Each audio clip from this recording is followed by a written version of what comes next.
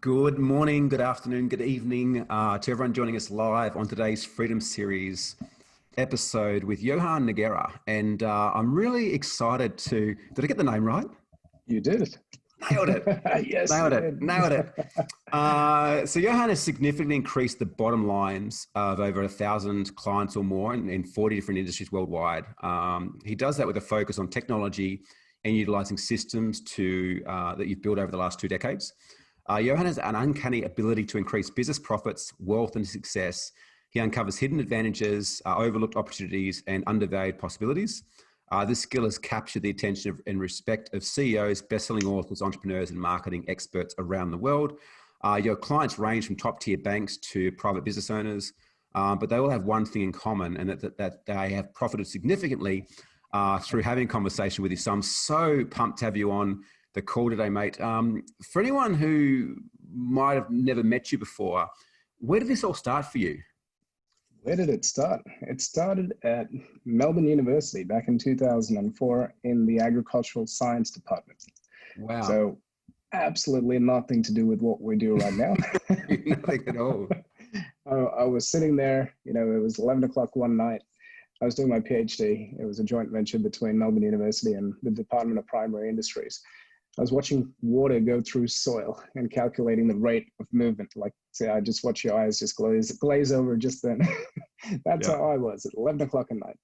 And my supervisor came up to me and said, "Hey, you're doing a great job. In 10 years, you'll be at my level." I went, "Wow, that's pretty amazing," because he travels the world, he speaks on stages, he writes books. He's what I wanted to be. And then I made the mistake of asking him the question, "How much money do you make?" And when he told me the answer, my world was shattered. And then I couldn't sleep, I think, for a week, right? And so I said, and I did what most people did back in 2004, which is you go to Google and you type in "make money online." And so that's kind of where it started. And then from there, I built an eBay business. The eBay business made more money than the supervisors did in about 6 months. It took about 4 hours a week to run. I hadn't read the 4-hour work week at this stage. And, I had this amazing business I was running, and it took 4 hours. And then I said, "Hey, why don't I build more of these?" So I built 6 of these. Pretty soon after that, everybody thought I was a drug dealer because, well, I'm meant to be a PhD student on 20 grand a year.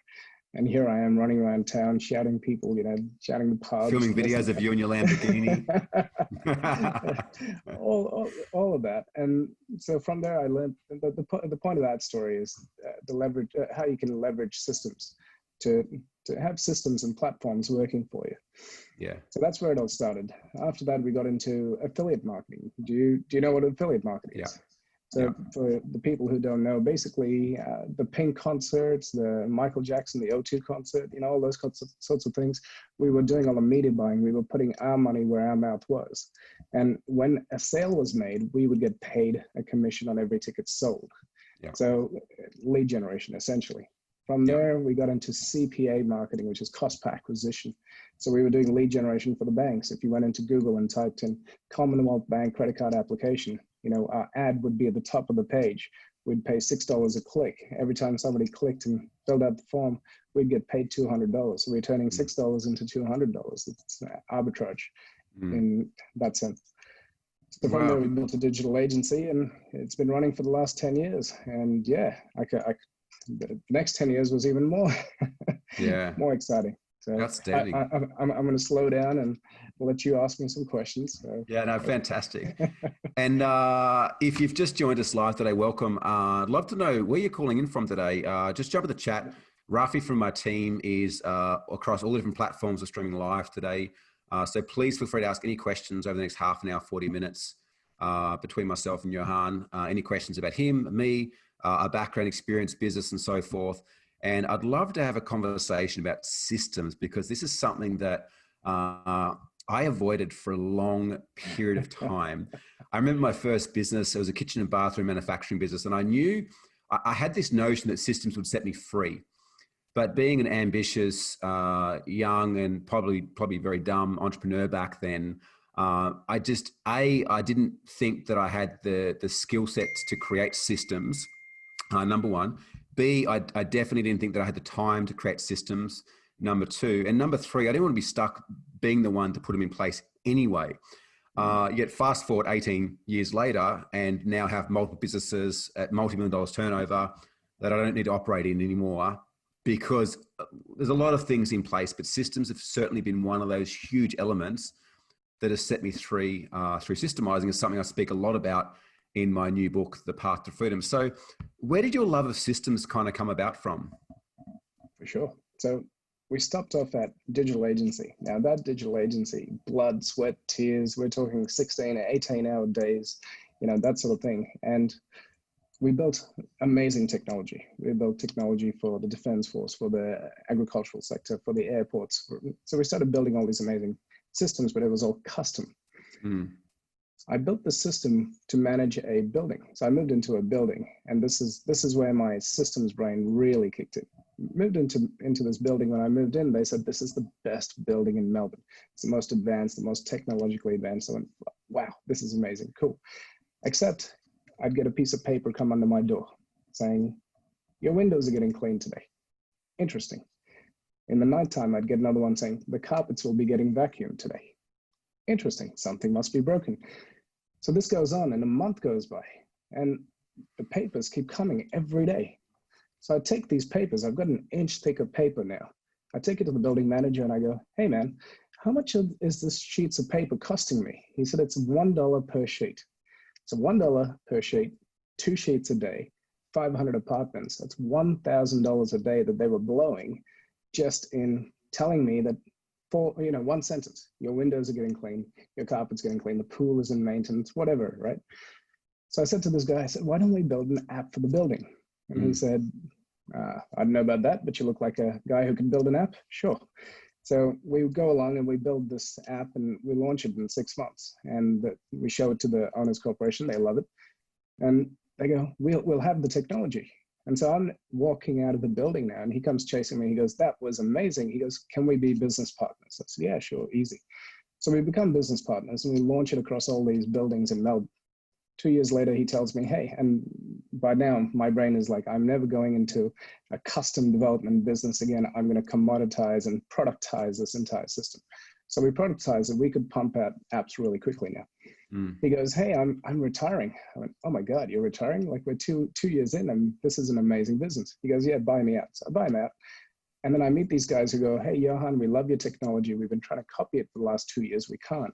Can we partner with you or can we buy you out? I said, well, interestingly enough, let's partner up. So I catch up with these guys and they tell me they want to build a $100 million company. Now at this stage, we're talking 2012. It seems like, decades ago, even though it was only 8 years ago. $100 million was, my brain could not fathom what $100 million was. So I go, okay, tell me how are we going to do this? And then they lay out the plan for me. I go, cool, let's do it. In 4 years, we took that company to 20 million. And it keeps this going up. That's where I learned my love for systems because we systemized everything. Like I don't have to do anything in that company anymore. It just keeps growing. And that's the love of systems. What do you think? Awesome story and awesome share. And that is the power of systems as well. And I think a lot of entrepreneurs avoid systems because they don't want to create them themselves or be stuck doing it, which I certainly don't teach and promote people to create them themselves. And secondly, because we like to focus on things that make us feel good. And often systems thinking is more the detailed part of the brain, whereas the atypical entrepreneur is more creative. Yep. What I'd be curious to know is, what do you kind of feel are some fundamentals that need to be thought about or required or put in place for someone that's going through and starting to look to systemize their business? And before you answer it, welcome to those of you that are joining us live on the platforms. Please hit the love or the like button. Let us know you're watching and chuck your questions in the comment section below and my team will feed them back through so that we can get them answered for you as well. So yeah, fundamentals for putting in place good systems. Understanding your customer journey, the customer experience. Once you outline that is the first piece, because when you outline the best customer experience of your client, I shouldn't say customer, I say customer experience, but it's actually client experience. The best client experience that can be had, then you set that up so it's systemized. and Mm. you have some sort of project management tool that you, your team, your clients can even log into and understand where it's at. And by designing that ideal client journey, you know at which points in their life cycle or in the sales cycle you can trigger them, because you know what they're experiencing. I'll give you a quick little example of a system that we just built. So in one of the IVF, one of the biggest IVF providers in Australia, in vitro fertilization, they have, when the woman gets fertilized, when she has that first operation or procedure, 2 weeks, they have to wait 2 weeks until they find out whether it has taken. Now, these people have made a significant investment in this procedure. Those 2 weeks, every minute, they are freaking out. They're like, please let it, please, please, please, please. This is the moment, you know, I hope it's going to happen. So what happens is in those 2 weeks, there's a lot of stress caused in the body. And then there's a 70% failure rate, right? So, which is not very cool. Nobody tells you these things, but the data does. So what we did was we put in a system saying, hey, Jane, we know that you had the procedure today. Congratulations. It's going to be the most exciting 2 weeks. And I know you're apprehensive about the results, but guess what? We want you to have the best experience and make sure that we get you the results ASAP. But over the next 2 weeks, we are going to give you some case studies. We're going to show you some other people who are going through exactly what you're going through. Now, every morning and every evening, they get an email or a text message with a case study with another woman on a video saying, hey, you're at day 3, congratulations, I know it's blah. And what it does is it removes all the guesswork. And now the success rate has gone to 70%. So before the success rate was 30%, now it's 70% because they are calm, they're relaxed, they understand what's about to happen. Therefore, they're not freaking out. Therefore, the procedure is taking. So something as simple as that, and, you know, it's a basic system. But once it's outlined and once it's put in there, the people can now have peace of mind because they know what's coming. Yeah. Same with any type of project that you have. Yeah. No, it's beautifully put. You know, we meet a lot of people that are, you know, maybe at $500,000 a year, less, a little bit more, whatever, and their focus is systems. Yet the biggest challenge with that is I think that the main system, like if you're under the $1 million a year, 80% of your time should be spent on sales and marketing. Now, that's not to say that you don't focus on systems, but often your product and service delivery changes so rapidly from that naught to $1 million that to go and systemize it, the systems are obsolete before you even get to a point of looking to move into a scale phase of your business thereafter. So that being said, I agree with what you say. Like the first kind of core system you're focusing on is around client acquisition, client journey, all the way from lead capture through to lead nurture, through to sales conversation, through to onboarding, through to retention. You get that part of the system right, it's kind of irrelevant what product or service you're selling, because the journey is there to take them through. And that, I guess, is systemizing your money flow, right? That you can then start to focus on, okay, how do we now better deliver? How do we now better collect money, build culture, build team, all that sort of stuff. But it stems from understanding and having, I guess, a very clear, compelling and profitable client journey in place. Completely agree. And the first part of that, the first thing that we ask people to focus on is the ideal client. And those people who you're talking about who are less than $1 million, most of the time is because they've got people in their database or people that they're serving who are not their ideal clients. Absolutely. The old 80-20 rule, you know, 20% of your clients are giving you 80% of your income, yet you're sitting there, you're putting up with, and really exclamation marks, putting up with people who are using up 80% of your time, yet only delivering 20% of your income. Cull those people. Figure out who those ideal clients are, because when you work with the people who are your ideal clients, who value you, who value your time, who appreciate everything you do, you wake up, you're charged, your team is pumped, they can't wait to deliver. That makes a huge difference to the rest of your every other process that happens in your business. Absolutely. We had someone on live stream. I'm trying to think who it was. It's been that many the last week. We had a conversation very similar to this too. And I see a lot of people go into business and they kind of start to try to serve everyone with everything just to get things up and running. Yet, you know, although in the beginning, I think it's important to test the market with different offers and different niches. Once you have something that starts to work, I think you should absolutely double down on that niche, on that target audience, to really understand who they are and how to better serve them as well. And you're exactly right. The number of people we meet that we go through and do an audit of their P&L, and we see that, you know, 20% of their clients produce 80% of the revenue, but equally too, 20% of their clients produce 80% of the headaches. Yes. You know, like, I'm sure there's so many people that are watching this today can relate. It's those clients that you discount and you try to help out and you try to give them more outside the normality of what you usually serve clients that create all the issues and the hassles long-term, you know, and stop your business from growing because you're too busy kind of trying to do things out of spec rather than just being clear of who you serve, how you serve them, and delivering the best possible result to them as well. We've got a question here from Emma from Sydney. She said, what's your favorite investment strategy? Investment strategy. Okay. Yeah. Well, it used to be property, but now it's more moving into the tech space because tech is growing. Tech is, well, now let's look at COVID. You know, COVID's hit. Our business have been so busy. We've actually had to create 2 more businesses to keep up with the demand. And it's my investment strategy right now is in the tech space. We're looking for unicorns. If you have any, guys, send them over. Let's partner up. Let's joint venture with them. We love tech businesses. Yeah. Any particular tech? Like, man, I would have liked to have had shares in Zoom December last year. Exactly. Oh, man.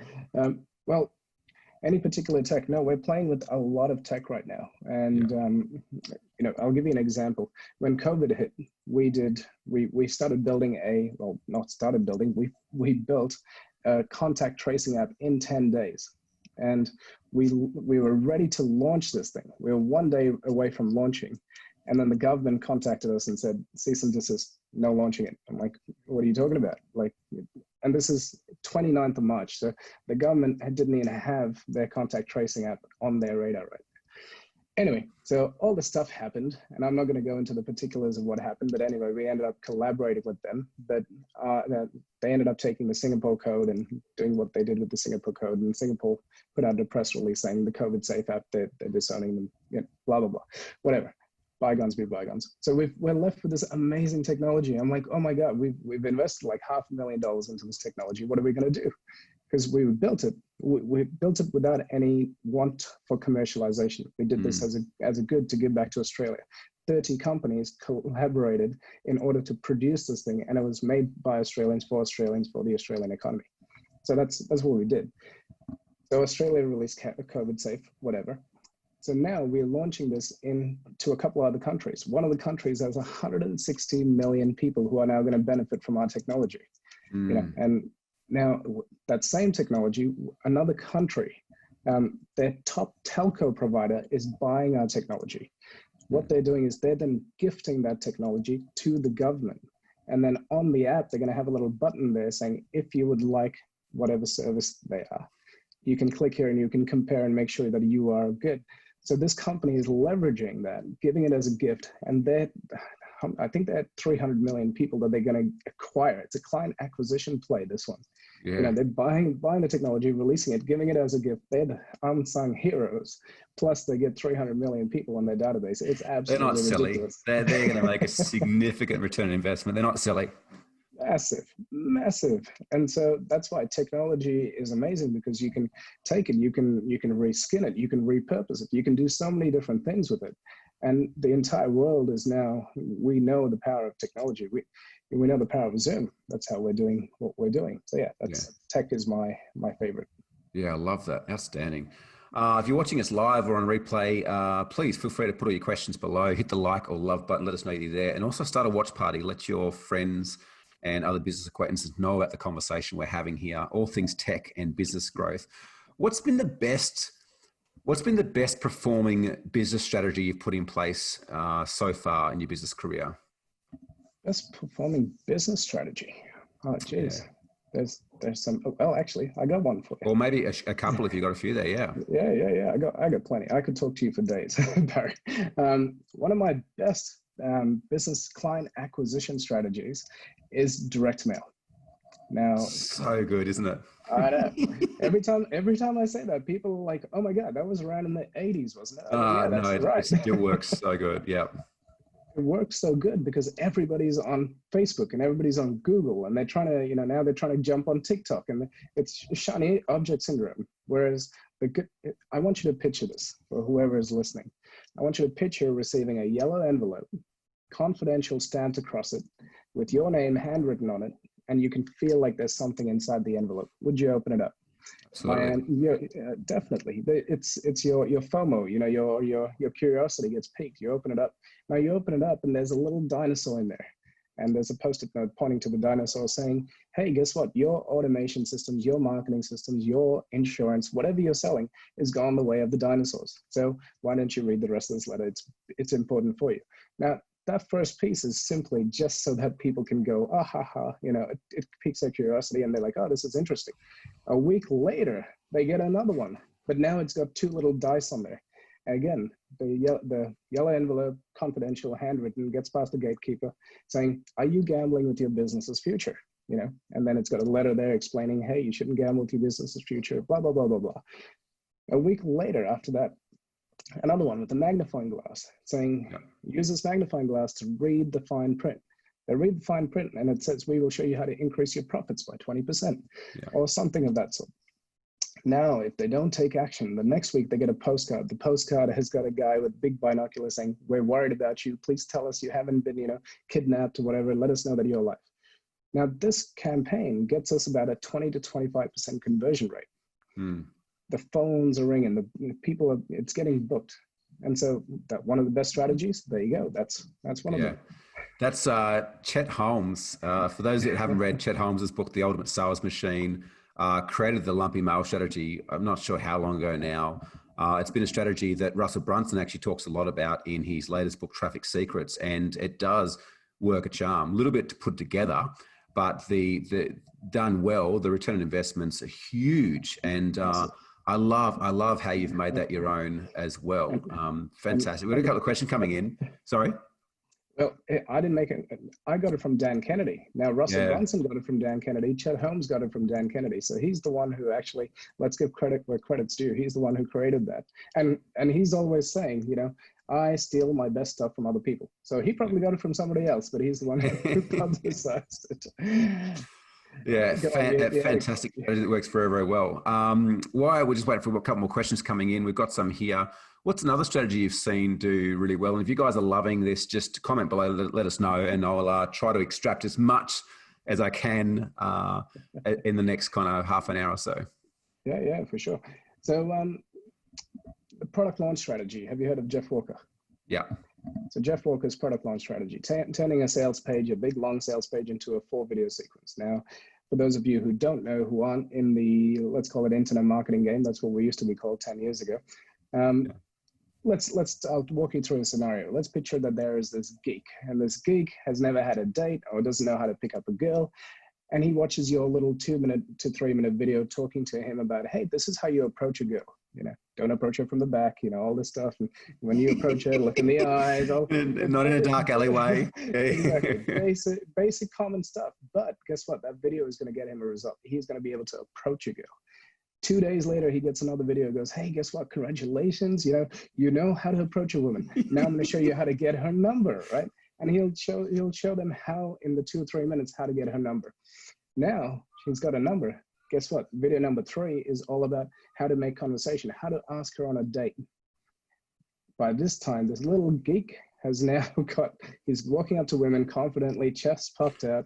He's picking up, he's getting their numbers, and now he's having conversations, something he hasn't been able to do in a long, long time. Yeah.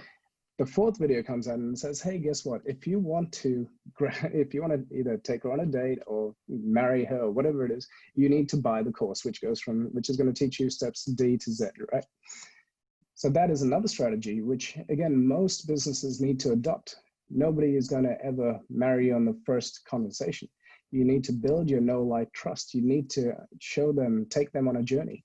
We're talking about, which are some of the greatest strategies. Now, before, let's say even a year or 2 years ago, you needed to build big, complicated landing pages and funnels and all of this stuff in order to take people through that journey. And, Russell Brunson, ClickFunnels, etc. Now, Facebook has made it obsolete. You don't even need to do that anymore.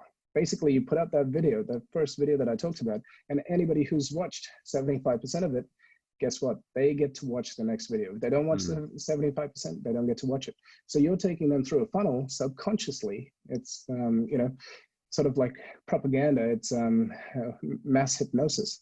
And so now they're watching this, they're getting to know you, they're getting to like you, they're getting to trust you, and they're taking action. And it's all happening in Facebook. And this is cents on the dollar. How many people are doing this successfully? Not many, because they don't know how to. Yeah. Is it John Loomis? I don't know. John Loomis Marketing. I remember reading, I think it was John Loomis, had like a 14-part series like that, all through retargeting, to take people through from video 1 through to video 12 or video 14 or something it was. And the stats were ridiculous in conversion of people moving through the funnel, because you can get like cents on the dollar, you know, targeted videos in front of prospects, and they're instigating. It's like the email sequences, right? Except they haven't got the opt-out button. They watch a video or they stop. And this is why, like, I love trolls on Facebook that comment on your ads. It's like, you know, stop showing your ads to me. It's like the more they comment and engage, the more that I had to get showed to them as well.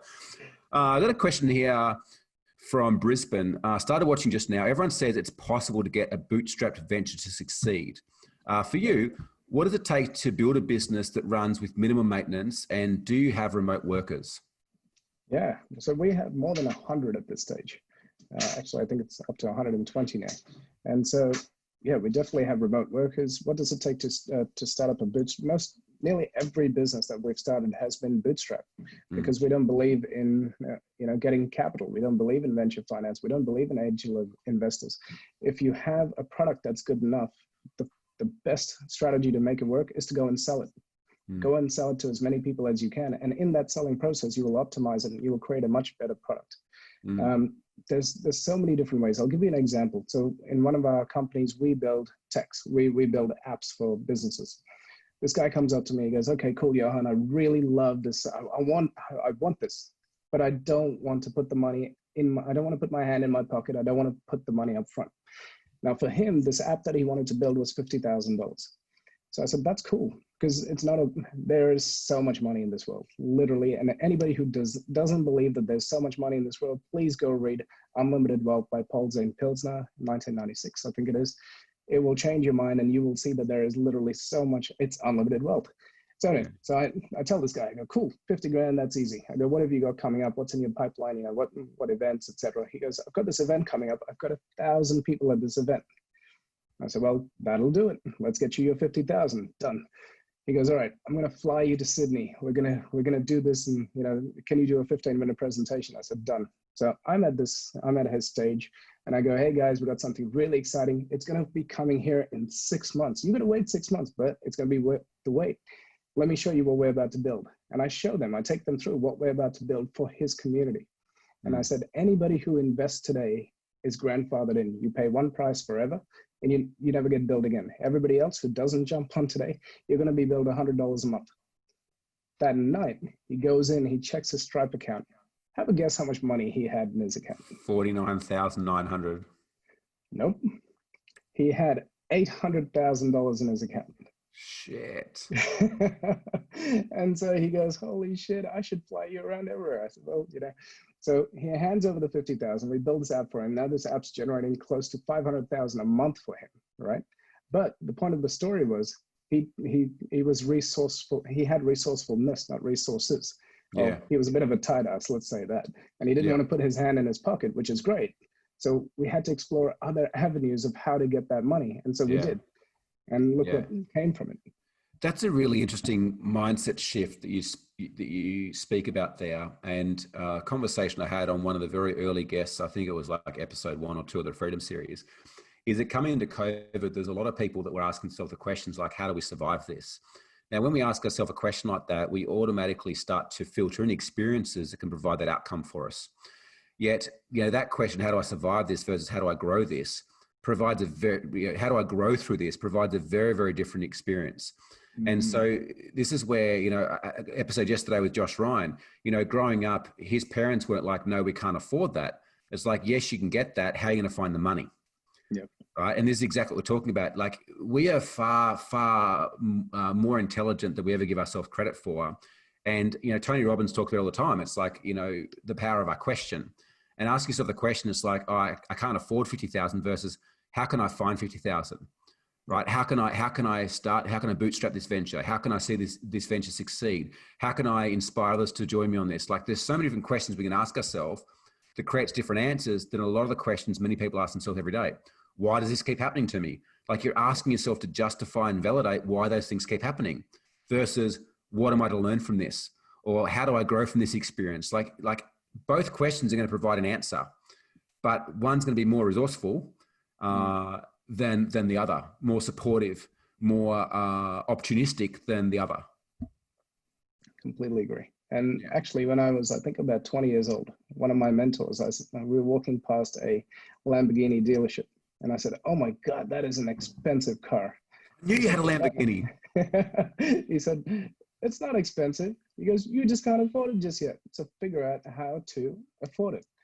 And just that one sentence, it had so much wisdom in it, because it's not about what we have, it's what value can we add into the world. So to me, money is a construct. Money is an exchange of value.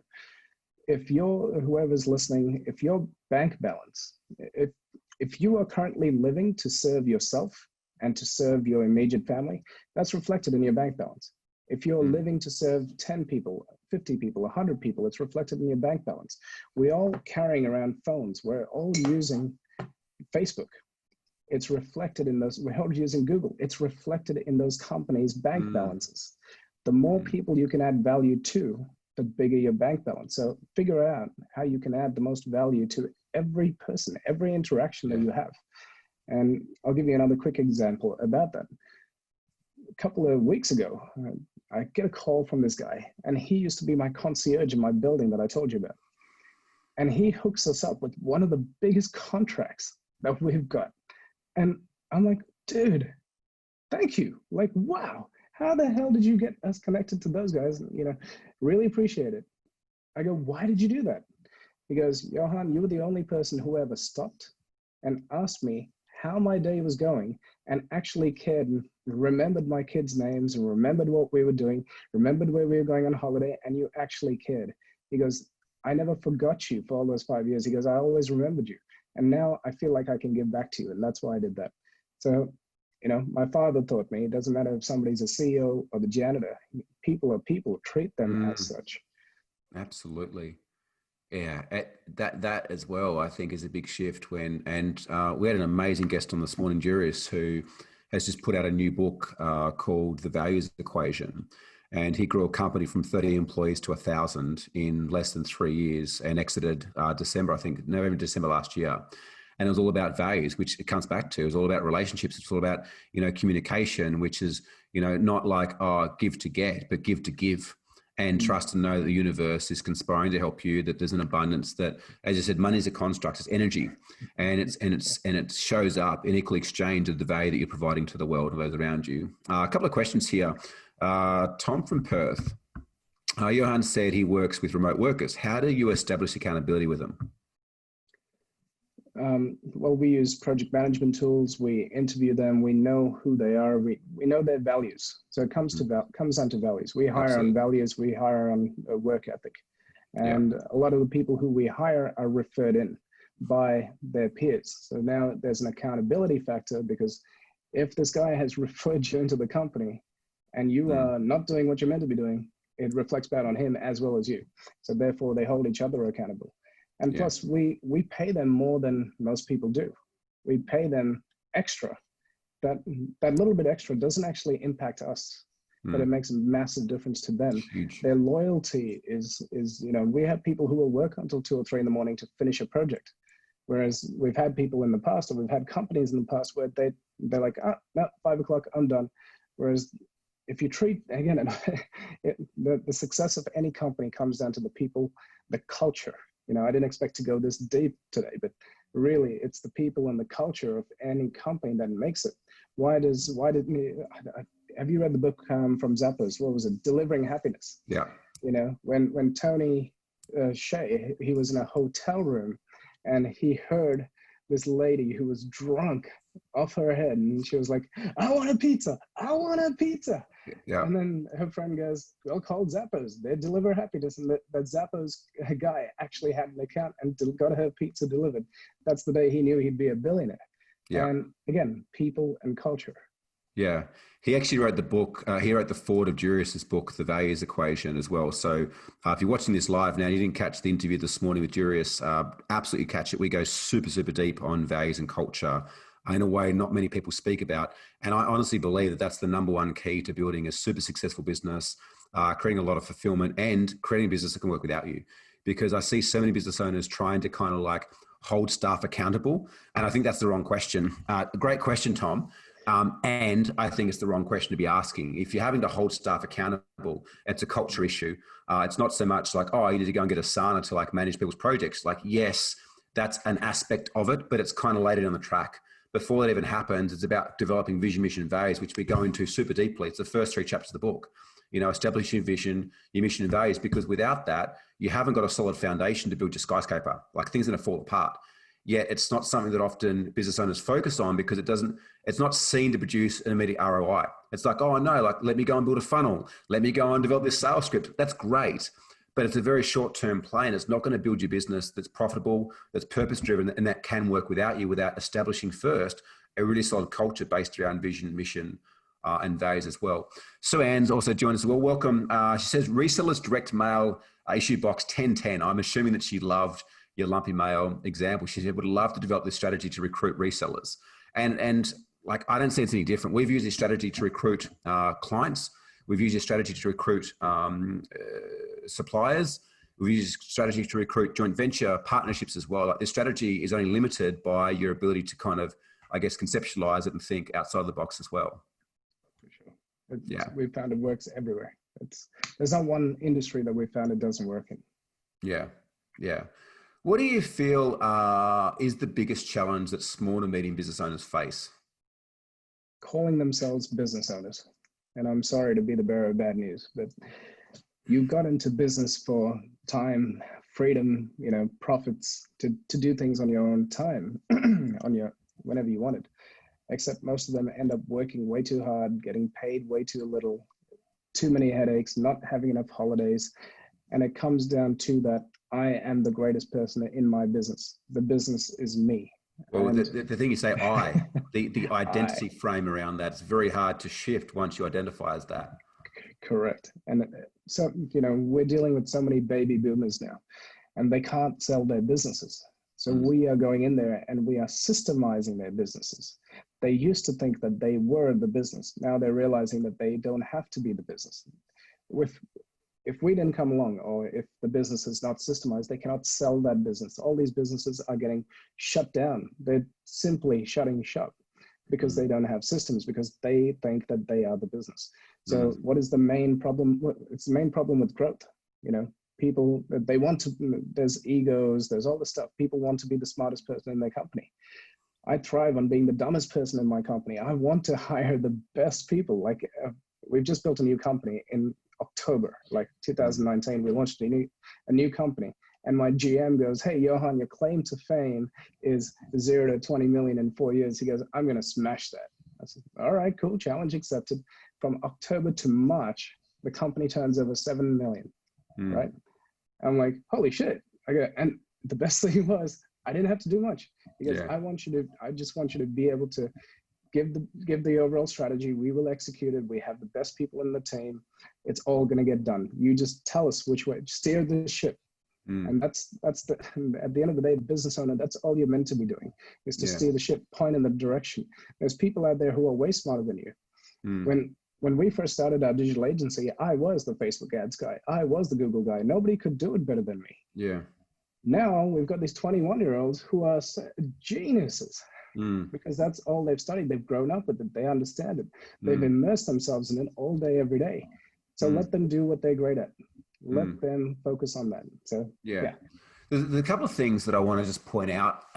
Very, very nicely put too, by the way. A couple of things I want to point out. First of all, for those of you watching right now that may be challenged or struggled in business, and I know that businesses have been like smashed around the last 6 months, The one thing I really want to, I guess, share with you is to not compare yourself to where you may see myself or Johann, being in business. We've been in business, I don't know about you, but I've been in business for 18 years. And I've done my dues, and I'm still paying my dues, every day. Like, there's new challenges, different challenges. Although I'm not in that business, there's other business I'm involved in. And I still, even not being in it, I still see challenges or still see things that I want to make better. So first thing is, like, regardless of where you're at, don't compare yourself to us or to anybody else, the first and foremost. Number two is realize that your journey you're going through to get your business from wherever it is right now to where you can step out for a few months and the thing still grows, the thing still profits. Once you've been through that once, the second and third and fourth time is so much quicker, right? For two reasons. Number one is because you have the skill set and the understanding of what to do, right? Number one. But number two, more importantly, I think you have the psychology. I think the hardest part to growing and exiting a business is not actually putting system and process in place. That's a huge part, but it's the psychological shifts that we spoke about here. You need to go through to detach yourself from being the Facebook guy or the Google ads guy or the sales guy, whatever that is for you. I know certainly for me, that was the hardest part, is to get to a position. But once I did it once, it's like I've done it several times there since. And so I guess it's a bit of encouragement that wherever you are right now is perfect. Challenge is a part of the journey. If we wanted things to be easy, we'd probably not be an entrepreneur or business owner. We'd be back working for someone else for maybe more money and working less hours than what you are right now. But you just can't replace the level of fulfillment you can get to through persisting and breaking through the challenges and what's thrown up. And that's where I guess you've got amazing mentors and coaches and resources out there to tap into to help you to not go through the same things as what many others that maybe aren't that smart and want to do it on their own have to go through. For sure. Yeah. So a couple of things before we wrap up. First of all, if the crew wants to kind of connect with you, find out more, maybe check out what you're doing, what's the easiest way or best way they can come and find you? Yeah, for sure. So we built that company. I just want to finish up on my story of the company. We built that company. Now that company runs without us. It's the one that builds all the apps. Yeah. And then while we're enjoying this beautiful, trajectory of success, two of my friends, they unfortunately took their lives. And that really messed with me, because all it takes is a conversation to save somebody, right? And then after that, I started looking at people and talking to my friends who I hadn't connected with in a while, because I was literally working 16-hour days to do what we were doing. And I realized that most business owners, in fact, 70% of them, they go through anxiety, depression. They feel like they're doing this journey alone. They don't know who else is going through what they're going through. But not only that, they don't know what strategies are there. There's so many different strategies, TikTok, this, that, all these different platforms. How do you go and apply the best things? So we built a little community. Now, this community we built 2 years ago, and it's called the Business Authorities Community. And if you can go to Facebook, you can look up Business Authorities Community. That's where it's all the people who come together. It's a beautiful community of people who know each other, and they all help each other. They help each other grow. There's so many joint ventures. I spoke about at the start of this call. We did a joint venture to launch a contact tracing app. 30 companies collaborated to build that in 10 days. Like, the power of joint, and now it's gone out to 160 million people. It's massive. So guys, if you want to connect with me, Business Authorities Community, just look it up on Facebook. Come there, join us. I'd love to have you in there. Barry, thank you for allowing me to share tribes. Absolutely. And really appreciate it. And if we can help anybody, we're always there. Business has shifted a lot. Like, I remember when I first got into business 18 years ago, it was very much like a dog eat dog. Like if you've been in business for a long time, you know what I mean. It was very much dog eat dog. Even people that weren't in the same industry, it was like they were still your competition. Yeah. Whereas now, like, I'm very happy my team's very happy to refer prospects to other coaching companies if we're not the best fit for them. We don't give a shit, because we know that there's more than enough opportunity out there for everybody. And like we talked about on this, like, we want to help people that are aligned to our values and our culture. And if they're not, that's totally cool. Like, we don't need the money. We don't need to serve them. And we wouldn't serve them the best anyway if they're not a fit. So, like, I'm all about building communities and tribes. And I think that this day and age, as I've said on so many live streams, I think that entrepreneurs are the future of the world. And I think that the more that we can get around each other and support each other to grow, I think the more successful we'll all be, rather than trying to do it alone, and I'm so sorry to hear about your friends as well. I know how devastating that is. And it's a shame too, because often, as you said, like a conversation could change and alter the future of people's lives as well. So yeah, please, if you're watching this, jump on, join the community. Another question for me before we look to wrap up: if you were to have a conversation with a 10-year-old version of you, knowing what you know, having been through what you've been through, what advice would you give him? Just keep going. Keep going.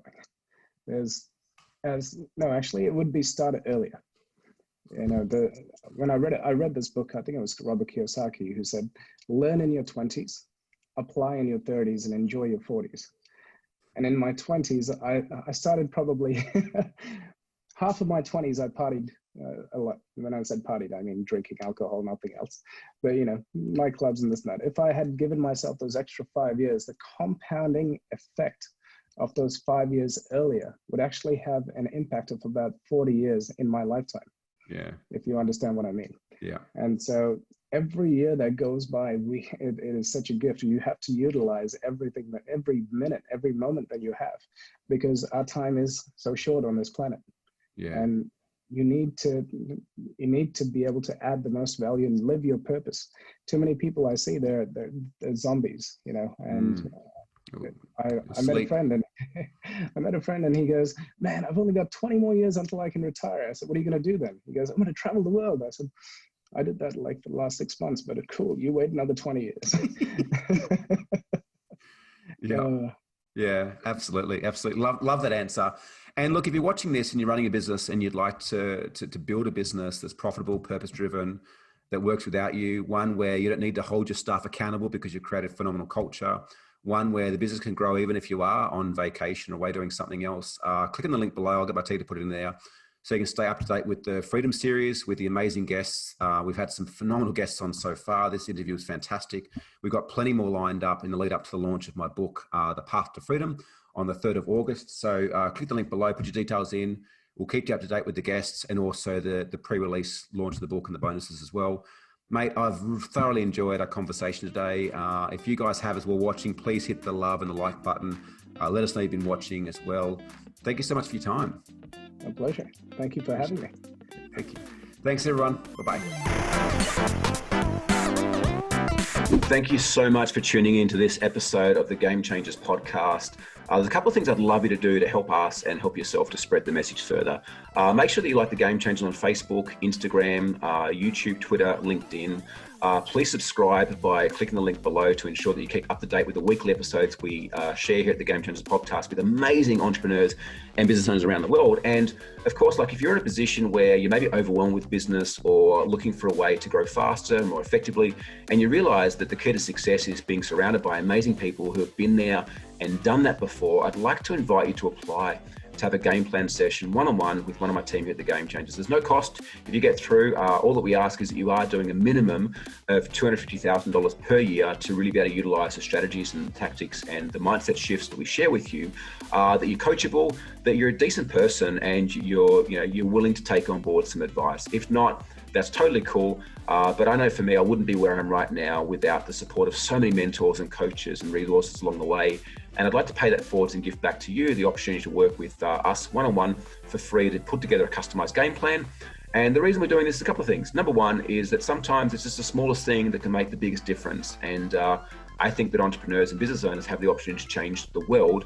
And if we can maybe help you to make the smallest shift to change your life and your world, you're changing ours in return. The second thing is that we are always looking for amazing clients to work with and to welcome into and invite into the Game Changers community. And so if at the end of the call, you do feel that there's a huge amount of value there, that we feel that there's a great values fit there, we can have a conversation about working together. But this game plan call, there's absolutely no obligations to work with whatsoever. Allow us to help you with the years and years and years of knowledge that we have in growing and scaling great companies. And I think that business owners are the future of the world. If there's a way that we can help you to create a better business, more profit, more fulfillment, more fun, I would love the opportunity to do that now. So click the link below, book your game plan session, make sure you follow us on social, and start to date with the latest episodes of the Game Changers podcast. My name's Barry William Maglidity. Thank you so much for your support and look forward to seeing the next one. Bye for now.